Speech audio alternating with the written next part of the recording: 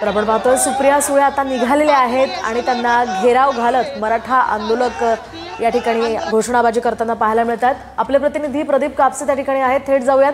प्रदीप, काय अपडेट्स आहेत? भेटण्यासाठी आलेले होते आणि पाहतोय की सुप्रियाताई सुळे पाहतोय की मराठा आंदोलकांनी अडवलेले आपल्याला पाहायला मिळते। मराठा आंदोलक जे आहेत ते आक्रमक झालेले आहेत। मनोज जरांगे यांना भेटून सुप्रियाताई जे आहेत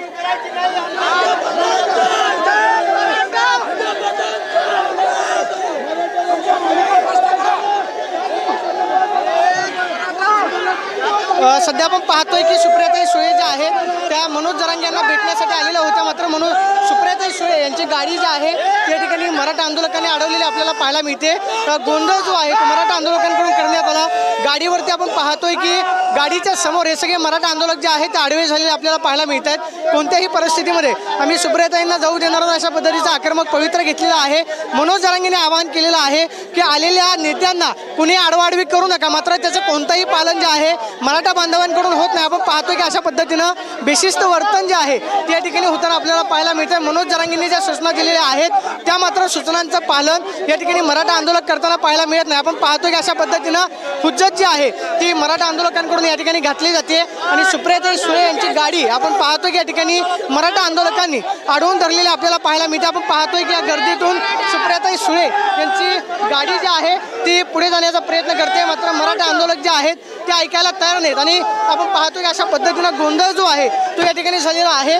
गाडीवरती आपण पाहतोय की सुप्रियाताई सुळे यांची गाडी या ठिकाणी थेट अडवण्याचा प्रयत्न जो आहे तो मराठा आंदोलकांकडून करण्यात आला। गाडीमध्ये सुद्धा सुप्रियाताई सुळे आहेत आणि आपण पाहतोय की या ठिकाणी सुप्रियाताई सुळे यांची गाडी जी आहे ती गर्दीतून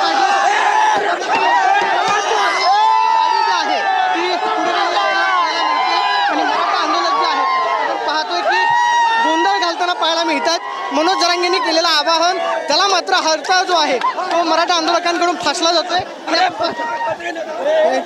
आणि आपण पाहतोय की या ठिकाणी सुप्रिया सुळे यांची गाडी जी आहे ती सध्या या ठिकाणून मराठा आंदोलकांनी काढलेली आहे। काही मराठा आंदोलक गाडी मोकळी करण्याचा प्रयत्न करत होते, मात्र सध्या आपण पाहतोय की सुप्रियाताई सुळे यांची गाडी जी आहे त्यांची गाडी आपण पाहतोय की आता सध्या मोकळी करण्यात आलेली आहे। मात्र पुढे काही मराठा आंदोलक पळत जाऊन गाड्या अडवण्याचा प्रयत्न करतात। मात्र सध्या आपण पाहतोय की सुप्रियाताई सुळे या गाडीमध्ये एकट्याच होत्या आणि मराठा आंदोलकांनी बाहेर गोंधळ जो आहे तो मात्र गोंधळ करण्याचा प्रयत्न केला आणि सध्या आपण पाहतोय की गाडी जी आहे त्यांना अडवण्याचा प्रयत्न केला। या ठिकाणी मराठा आंदोलकांकडून जी गाड्या अडवण्यात आलेली होती ती मात्र गाड्या आपण पाहतोय की आता काढलेल्या आहे। पुढे जाऊन मराठा आंदोलक जे आहेत ते गाड्या अडवताना आपल्याला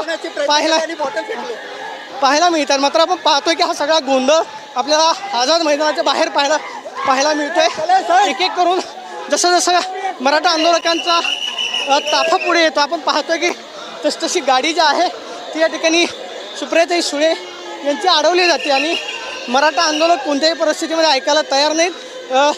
हा सगळा गोंधळ आपल्याला आझाद मैदानाच्या बाहेर पाहायला मिळाला। सध्या सुप्रियाताई सुळे यांची गाडी आपण पाहतोय की या ठिकाणाहून निघून गेलेली आहे। मात्र मोठा गोंधळ जो आहे तो मराठा आंदोलकांकडून या परिसरामध्ये करण्यात आला आणि आपण पाहतोय की सध्या सुप्रियाताई सुळे यांची गाडी या ठिकाणी मराठा आंदोलकांनी आपण पाहतोय की गाडीला वाट करून दिलेली आहे आणि सुप्रियाताई सुळे नक्कीच प्रदीप पुढे गाडी थांबल्याचं पाहायला मिळतंय। त्या ठिकाणी त्या आंदोलकांची नेमकी काय भावना आहे आपण जाणून घेऊ शकतोय का? मराठी मुंबई आपण पाहतोय या ठिकाणी मोठ्या संख्येने आंदोलक खरं तर जमा झालेले होते आणि सुप्रिया सुळेंना या आंदोलकांनी घेराव घातला आणि त्यांची गाडी तिथे अडवलेली होती। सुप्रिया सुळे यांना त्यांनी अडवलेलं होतं। शरद पवारांनी आमचं वाटोळं केलं अशा प्रकारची घोषणाबाजी यावेळी मराठा आंदोलकांनी केलेली आहे। दरम्यान सध्या